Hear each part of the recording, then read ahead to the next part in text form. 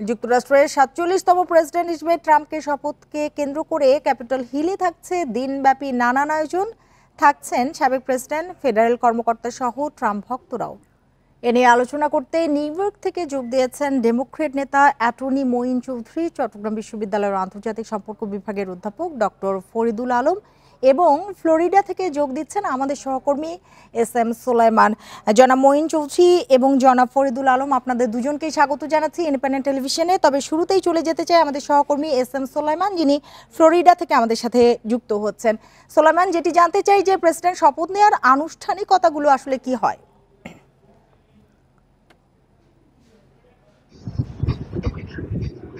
47তম president হিসেবে শপথ নিচ্ছেন ডোনাল্ড ট্রাম্প। তিনি আসলে দ্বিতীয়বারের মতো প্রেসিডেন্ট হিসেবে হোয়াইট হাউসে যাচ্ছেন এবং ইতিমধ্যে তিনি ক্যাপিটল হিলে মেলানিয়া ট্রাম্প সহ উনি উপস্থিত হয়েছেন এবং যেমনটা বলছিলেন যে 40 বছরের আগে অর্থাৎ 1985 সালে প্রচন্ড ঠান্ডার কারণে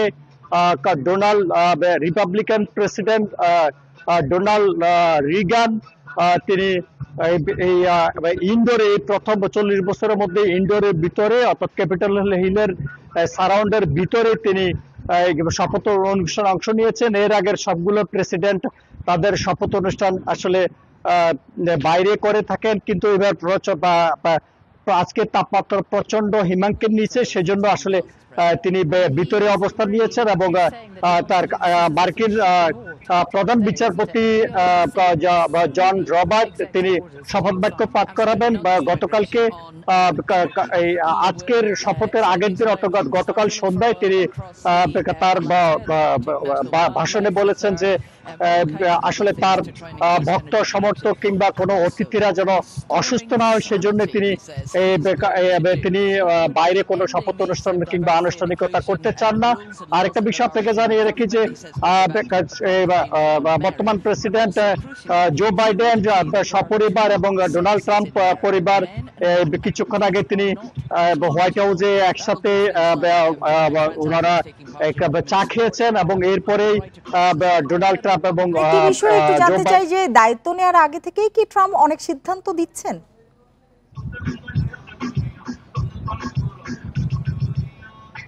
তিনি আসলে গতকালকে যে কথাগুলো বলেছেন যে ক্যাপিটাল ওয়ান এরিনাতে ওয়াশিংটন ডিসিতে তিনি বলেছেন যে আজকের দিনে হবে অবৈধভাবে প্রবেশ করা অভিবাসীদের জন্য শেষ দিন এবং আজকে সূর্যাস্তের আগে তিনি যে আইনটিতে স্বাক্ষর করবেন সেটা হচ্ছে সীমান্তে কোনো ফিঙ্গারপ্রিন্ট ছাড়া, কোনো চেকিং ছাড়া কোনো অবৈধ অভিবাসী আর যুক্তরাষ্ট্রে ঢুকতে পারবে না। তিনি বলছেন এর আগে শুধুমাত্র এই হোয়াইট হাউসের বিভিন্ন রকমের সুবিধা কাজে লাগিয়ে মিলিয়ন মিলিয়ন মানুষ তারা এই সীমান্তে দিয়ে অনুপ্রবেশ করেছে এবং এই অনুপ্রবেশের কারণে এখানে অনেক হামলা শিকার হয়েছে এবং অনেক ক্রাইম বেশি বেড়েছে এবং তিনি আজকের দিনে তিনি বলেছেন যে অবৈধ অনুপ্রবেশকারীদের জন্য আজকের দিনের শেষ দিন এবং আজকের পরে আমাদের সাথে এবার চলে যেতে চাই ডেমোক্রেট নেতা অ্যাটর্নি মঈন চৌধুরীর কাছে। জনাব মঈন চৌধুরী, যেমনটি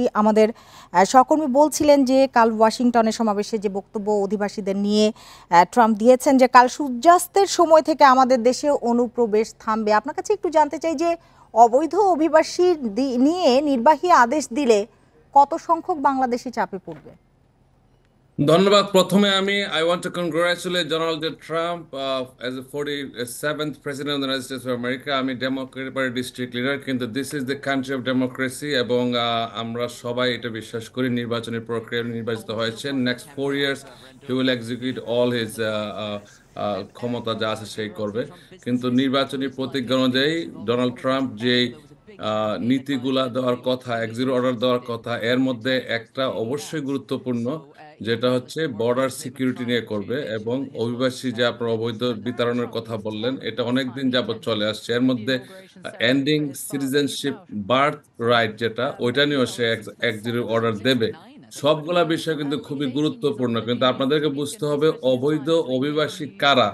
কিছু লোক আছে যাদের already order pending, deportation order pending, যারা অলরেডি অর্ডার হয়ে গেছে তারা দেশ থেকে চলে যাবে। আমার কথা শুনতে জি পাচ্ছেন? জি, আপনার কথা শুনতে পাচ্ছি জনাব মঈন চৌধুরী, আপনি বলুন।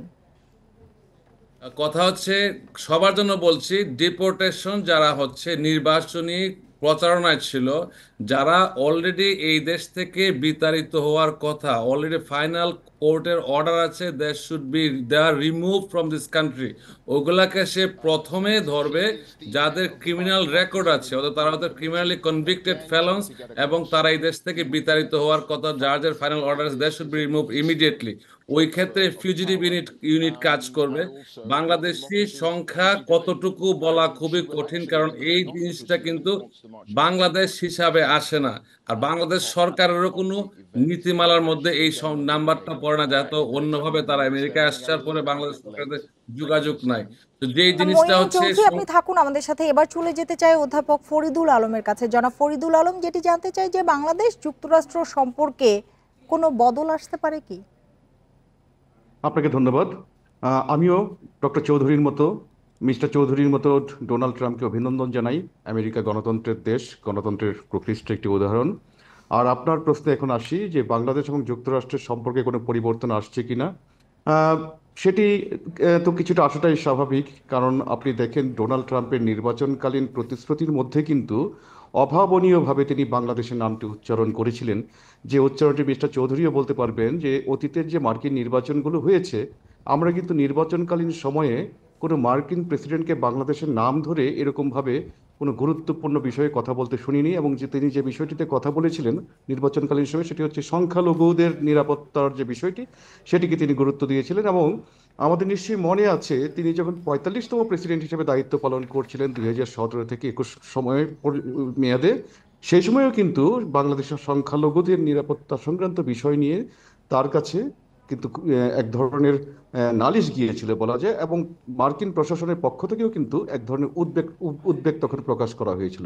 মজার বিষয় যেটি হচ্ছে এখন এই মুহূর্তে পরিবর্তনটি কিরকম ভাবে আসবে, ট্রাম্প কিন্তু আগেই বলে দিয়েছিলেন যে তিনি যদি প্রেসিডেন্ট হন তাহলে বাংলাদেশিদের সংখ্যালঘুদের নিরাপত্তা লাঘবের বিষয়ে তিনি ভারতের প্রধানমন্ত্রী নরেন্দ্র মোদীর সাথে একত্রে কাজ করবেন। সুতরাং এখানে আমাদের একটু বোঝার ব্যাপার আছে যে ট্রাম্প তার প্রথম বিদেশ সফরে ইতিমধ্যেই কিন্তু তিনি ঘোষণা করেছেন যে তিনি তার প্রথম বিদেশ সফরে চীন এবং ভারতে যেতে চান। যদিও তিনি ভারতের প্রধানমন্ত্রীকে তার শপথ অনুষ্ঠানে আমন্ত্রণ জানাননি, কিন্তু নরেন্দ্র মোদীর সাথে তার একটি বিশেষ সম্পর্ক রয়েছে, এটা কিন্তু আমাদের সবারই জানা আছে। সুতরাং এটি আমরা যেটি মনে করি যে বাংলাদেশের সাথে মার্কিন যুক্তরাষ্ট্রের সম্পর্কটি অনেকেই বিষয়টির সাথে আমার সাথে অনেকে দ্বিমত পোষণ জি, করতে এই পারে, কিন্তু বিষয়টিতে অনেকটাই আবারও আমাদের। আসবো জনাব ফরিদুল আলম আপনার কাছে। আবারও চলে যেতে চাই জনাব মঈন চৌধুরীর কাছে। জনাব মঈন চৌধুরী, গাজায় যুদ্ধবিরতির পেছনে ট্রাম্পের কৃতিত্ব কতটুকু দেখেন আপনি? ধন্যবাদ। এইবার যে নির্বাচনে ডোনাল্ড ট্রাম্প জয়ী হলো, এটা একটা ইম্পর্টেন্ট ফ্যাক্টর ছিল। তার নির্বাচনের প্রচারণায় সে বলেছিল সে ডে ওয়ানে গাজার যুদ্ধবিরতি করবে।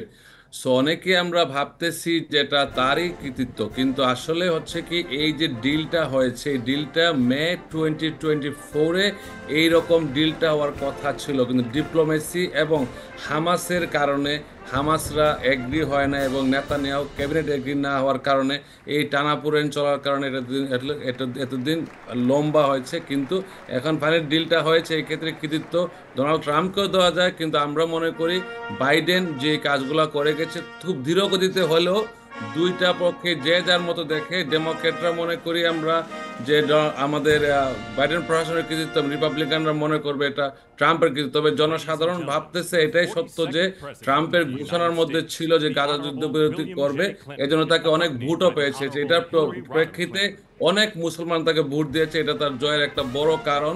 সে এই যুদ্ধবিরতিতে সে প্রতিজ্ঞা করেছিল। জি জি, বুঝতে পেরেছি। আপনি থাকুন আমাদের সাথে। আবারও যাব জনাব ফরিদুল আলমের কাছে। জনাব ফরিদুল আলম, যেটি নিয়ে আমরা কথা বলছিলাম যে মোদির সাথে একটি বিশেষ সম্পর্ক রয়েছে ডোনাল্ড ট্রাম্পের, সেজন্যই একটু জানতে চাই যে মোদির সঙ্গে ট্রাম্পের সম্পর্ক বাংলাদেশে কোনো প্রভাব ফেলতে পারে কি?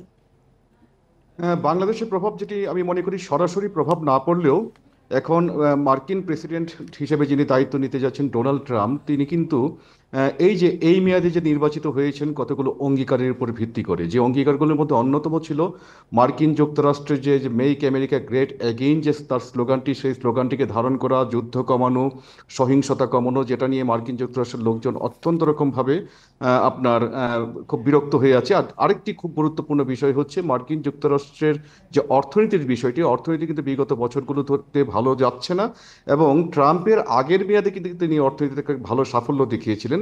মার্কিন জনগণ মনে করেছে স্বাভাবিকভাবেই যে ট্রাম্পের সময়ে হয়তো একটা অর্থনৈতিক দিকটি ভালো যাবে, এবং আপনি জানেন যে বাংলাদেশে কিন্তু মার্কিন যুক্তরাষ্ট্রে একটি বড় ধরনের অর্থনৈতিক বিনিয়োগ রয়েছে।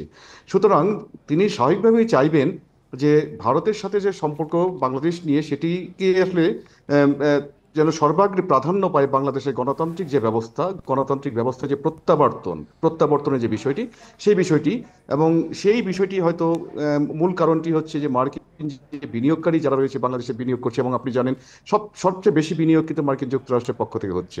আবার অন্যদিকে কিন্তু বাংলাদেশ থেকে কিন্তু আপনার বৈদেশিক বাণিজ্যের 20% মার্কিন যুক্তরাষ্ট্রে যাচ্ছে। সুতরাং মার্কিন যুক্তরাষ্ট্রে কিন্তু কনজিউমারদের মধ্যে বাংলাদেশের পণ্যের একটি চাহিদা রয়েছে। সুতরাং এই যে এখানে যে আর্থিক দিকটি রয়েছে, এই দিকটিকে বিবেচনা করেই কিন্তু ডোনাল্ড ট্রাম্প বাংলাদেশের সাথে মার্কিন যুক্তরাষ্ট্রের সম্পর্কটি কীরকম হবে এটিকে নির্ধারণ করবে। এবং বিগত সময়ে সরকারের সময় মানবাধিকার, গণতন্ত্রের মতো বিষয়গুলো যেখানে হুমকিগ্রস্ত হয়েছিল, এই ধরনের হুমকির মতো কোনো বিষয় যদি সামনে চলে আসে, তাহলে অবশ্যই যুক্তরাষ্ট্রের পক্ষ থেকে এক ধরনের জি, ইন্টারফারেন্সের বিষয় জনাব থেকে ফরিদুল আলম থাকুন আমাদের সাথে। আবারও যেতে চাই একটু জনাব মঈন চৌধুরীর কাছে। জনাব মঈন চৌধুরী, রাশিয়া ইউক্রেন যুদ্ধও যদি তিনি বন্ধ করতে পারেন তাহলে কি স্বস্তি পাবে বিশ্ব? আমি একটু আপনাকে যে 1 মিনিট সময় দিলে আমি প্রফেসর ফরিদুল আলমের সাথে একটু সম্পূরক কথা বলতে চাচ্ছি, কারণ যেহেতু আমি অনলাইনে আছি এখানে। মার্কিন নীতিগুলা কিন্তু খুব একটা যে পরিবর্তন হয় এরকম না। যেমন আমেরিকা ইসরায়েল রিলেশনশিপ কখনো চেঞ্জ হবে না, কিন্তু কিছু নীতিগত পরিবর্তন হবে না, কিন্তু এক্ষেত্রে আমরা মনে করি প্রায়োরিটিসটা চেঞ্জ হতে পারে। এবং ডোনাল্ড ট্রাম্পের যে বক্তব্য শুনেছেন যে বাংলাদেশ প্রসঙ্গে আসছে, বাংলাদেশে কিন্তু এখন 500,000 লোক সিটিজেন আমেরিকাতে বসবাস করে। বাংলাদেশি ভোট ম্যাটারস, এই কারণে সে বাংলাদেশকে খুশি করার জন্য কথাগুলো বলতে পারে। It's very very important. এবং সংখ্যালঘু নিয়ে আমেরিকার সারা জীবনই মানবাধিকার নিয়ে আমরা কাজ করি। আমরা কোনো সময় চাই না কোনো দেশের সংখ্যালঘুরা নির্যাতিত হোক। সেকেন্ড কোশ্চেন, আপনি যে প্রশ্নটা করেছেন এখন, যে ইউক্রেন যুদ্ধ বন্ধ হলে অবশ্যই বিশ্ব স্বস্তি ফিরে আসবে, কারণ ইউক্রেন যুদ্ধের কারণে অনেক নিত্য প্রয়োজনীয় পণ্যের দাম বাড়ছে, আমেরিকাতে অনেক সাপ্লাই অ্যান্ড ডিমান্ডের চেঞ্জ হচ্ছে, বহির্বিশ্বে অনেক সমস্যা হচ্ছে। যে যুদ্ধের কারণে কিন্তু ইকোনমিটা একটা টালমাটাল অবস্থায় সারা বিশ্বে। এটা অর্থাৎ অবশ্যই বিশ্ব স্বস্তি পাবে। আপনার বক্তব্য স্পষ্ট। আপনি থাকুন আমাদের সাথে। আবারও ছোট্ট করে একটু যাব জনাব ফরিদুল আলমের কাছে। জনাব ফরিদুল আলম, গভীর সমুদ্র বন্দর নিয়ে যুক্তরাষ্ট্র পদক্ষেপ নিতে পারে কি? গভীর সমুদ্র বন্দর নিয়ে যুক্তরাষ্ট্রের পদক্ষেপটিও, আমি আবার আমার পুরনো কথাই ফিরে যাচ্ছি, যে বাংলাদেশে যে গভীর সমুদ্র বন্দর যেটি মাতার বাড়িতে নির্মিত হচ্ছে, ইতিমধ্যে যেটি হচ্ছে, সেটি কিন্তু ভারত সরকারের এক ধরনের ইচ্ছার প্রতিফলন কিন্তু সেটি, এবং সেখানে জাপানের একটা ইন্টারেস্ট, জাপানের এখানে ইনভেস্টমেন্ট রয়েছে। সুতরাং এই বিষয়গুলো নিয়ে যুক্তরাষ্ট্র কোনো পদক্ষেপ নেবে কিনা, তার যেতে আপনি হয়তো যদি এটি মিন করে থাকেন যে যুক্তরাষ্ট্রের কি কোনো ধরনের এখানে নৌবহর করার কোনো ইচ্ছা রয়েছে কিনা, সেটি একটি প্রশ্ন হয়তো থাকতে পারে। সেই ধরনের একটি ইচ্ছা আমার মনে হয় ট্রাম্পের সময় সেটি থাকতেও পারে, কেননা এখানে কিন্তু চায়নার একটি ইন্টারেস্টের জায়গা রয়েছে। জি, আমাদের হাতে একেবারেই সময় নেই। জনাব ফরিদুল আলম এবং জনাব মঈন চৌধুরী, আপনাদেরকে অনেক ধন্যবাদ আমাদের সাথে যোগ দেওয়ার জন্য, আমাদের সময় দেওয়ার জন্য, এবং আমাদের সহকর্মী সোলাইমান, আপনাকেও অনেক ধন্যবাদ আমাদের সাথে যোগ দেওয়ার জন্য।